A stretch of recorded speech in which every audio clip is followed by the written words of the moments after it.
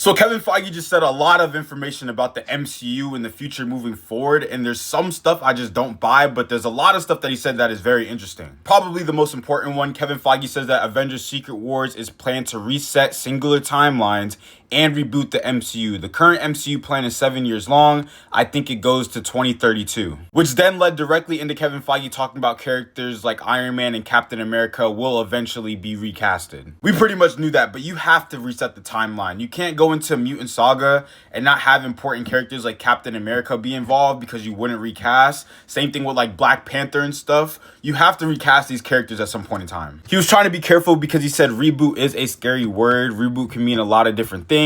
Reset, singular timelines, we're thinking along those lines. X-Men is where that will be happening next. Which leads into the only thing I really care about, which is the X-Men. And Kevin Feige says that the X-Men reboot film will be a very youth-oriented, focused, and cast movie. And the same director for Thunderbolts will be handling the X-Men movie as well, which I'm very excited about because he's very good with a team.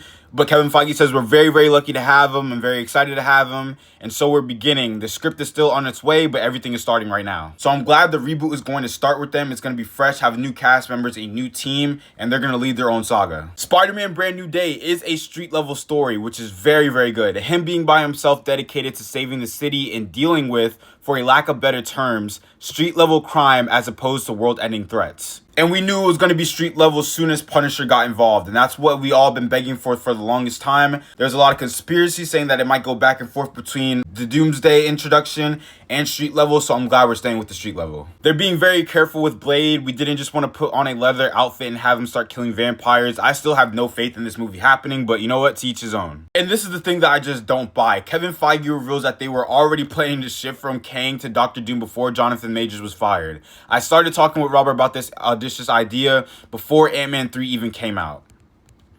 Okay, Kevin. I'll make a whole different video about that later, but it seems like for the MCU moving forward, we have a pretty clear direction on what we're moving forward to. He also talked about Superman and how they got rebooted and how David's such a good Superman. I think that's the direction they want to head in because most of the major characters are not here no more.